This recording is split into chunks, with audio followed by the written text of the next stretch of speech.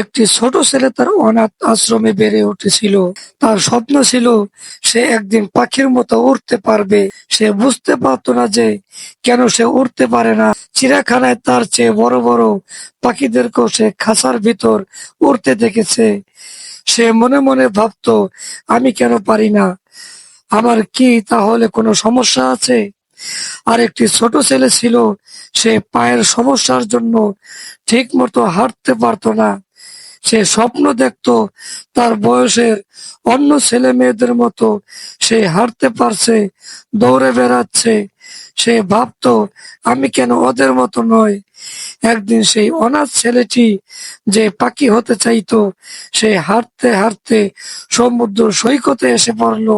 সেখানে সে দেখলো যে পঙ্গু ছেলেটি বালিতে বসে খেলছে, বালি দিয়ে বাড়ি ঘর বানাচ্ছে, পাখি বানাচ্ছে।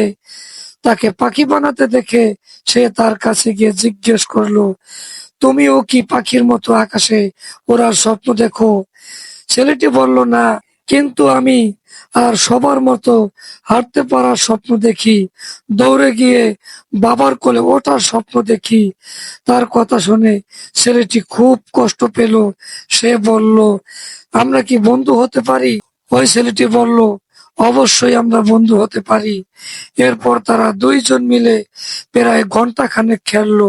তারা মাটির প্রাসাদ বানালো, পাখি বানালো, দুজন মিলে অদ্ভুত অদ্ভুত শব্দ করলো। এক সময় পঙ্গু ছেলেটির বাবা হুইল চেয়ার নিয়ে ছেলেটিকে নিতে এলো।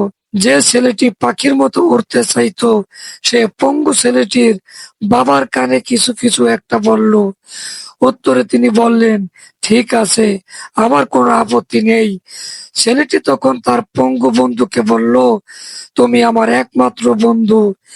আমি যদি কিছু করতে পারতাম যাতে তুমি আর সবার মতো হাঁটতে আর দৌড়াতে পারতে, তাহলে আমি খুব খুশি হতাম।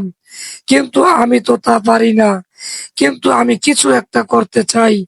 এই বলে সে ঘুরে দাঁড়ালো এবং তার বন্ধুকে বলল তার পিঠে উঠে বসতে।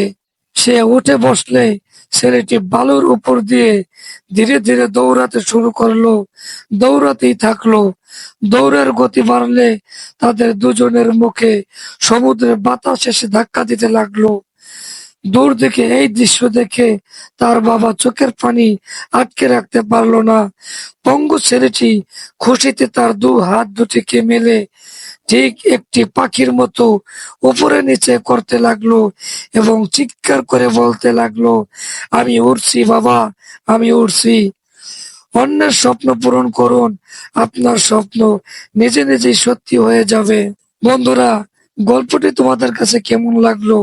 আরো এরকম ইন্টারেস্টিং ভিডিও পেতে সিআর ভিশন চ্যানেলটি সাবস্ক্রাইব করে বেল বাটনটি অন করে দিও।